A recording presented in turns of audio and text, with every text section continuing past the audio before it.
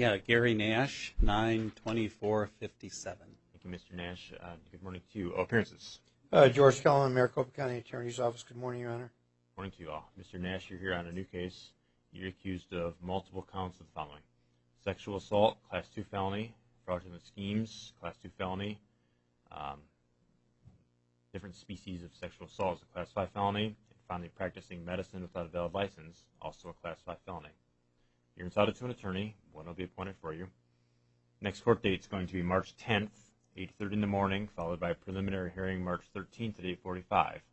Those hearings will be held at the Superior Court Complex, downtown Phoenix. Would the state like to be heard in this matter?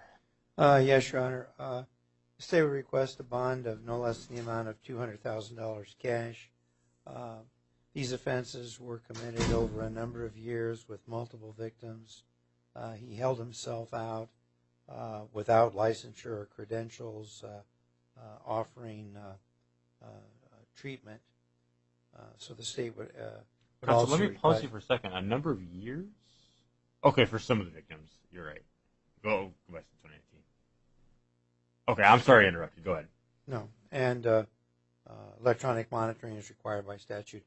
And the reason for the high cash bond is that the state believes that as a treatment professional, that the state is guessing what type of assets he may have to post bond, and as the court's aware, this is under Arizona law, sexual assault is still a non-bondable offense, but the state at this point is simply requesting a very high cash bond. Thank you. Mr. Nash, you're under no obligation to speak here. Everything here is recorded, videotaped, can be used against you. That said, obviously you heard the state saw fit to send an attorney down and speak in your case, so in fairness, I'll give you the same opportunity if you want. Is there anything you want to say? Anything you think I should know about your matter before I determine the release conditions? So I'm not sure how the bond works. So you're accused of these crimes. I told you what your next court date is going to be, and it'll be in the paperwork. The question is what happens between now and then. Most likely there's going to be a bond of some amount. What that means is for you to get out of custody before your next court date, and during the prosecution of a case, you'd have to post that bond. It gets paid into the court. Sometimes you can do it through a bail bondsman, although the state requested it be cash only. So long as you make your court dates and comply with the terms, then you get that money back at the end of your case. But if you fail to appear for court or violate the other terms, then you forfeit that money. So it's kind of like collateral that you put up to as part of to support your promise that you will come back to court and do what the court's asking of you. Make sense? Yeah. Okay. Well, I can't post 200,000. Well, what do you think is an appropriate amount? Or more broadly, what do you think I should know about your situation before I determine what an appropriate amount is? Well, I maintain that I did everything with accountability and with permission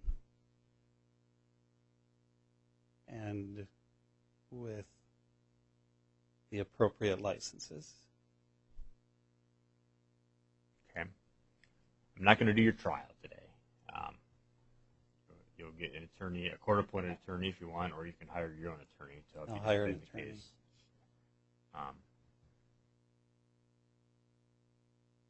Let me ask you some questions. You don't have to answer any of these, but do you own your house?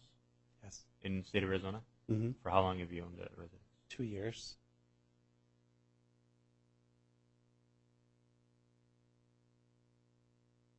And I see some vehicles listed. You own those as well? In your financial summary, a Mercedes and a Nissan. Mm-hmm. They're titled in your name. Mm-hmm.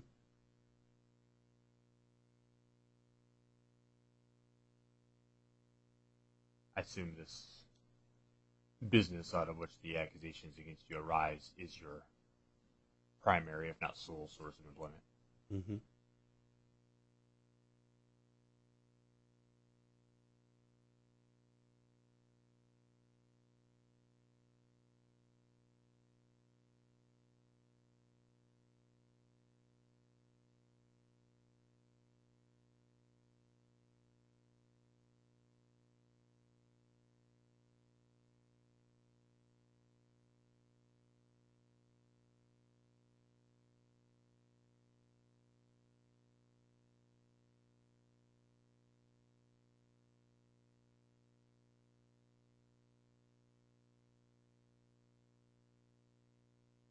Okay, sir. I'm going to set your bond at $50,000.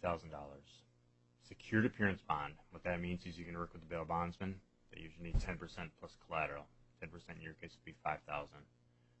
In your cell, you'll have a phone posted on the wall, or phone numbers for various bonding companies. Just pick one. Give them a call if you assuming you want to try to bond out.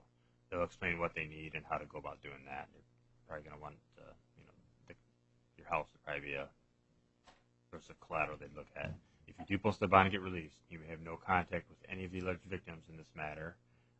You got to make sure you get to court for your next court date, and you will be subject to electronic monitoring. It's a device you wear on your ankle. Do you have any questions? No, so it's the 10th, Next court date's the 10th, which is 1 week from today. 8:30. Yes, sir. It'll be in your paperwork. Okay. Anything else? No. Anything further from the state in this matter? No, Your Honor. Okay. No, Your Honor. Then Thank we'll you. stand in recess. And this also concludes the 5 o'clock a.m. calendar, so we'll go off the record.